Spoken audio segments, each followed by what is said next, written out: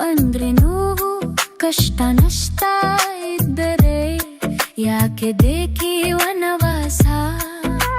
ತಿಳಿದು ತಿಳಿಯದೇನೋ ಇದರ ಬಳಿಗೆ ಬಂದರೆ ತಪ್ಪದು ವಿರಹದ ಸೆರೆವಾಸ.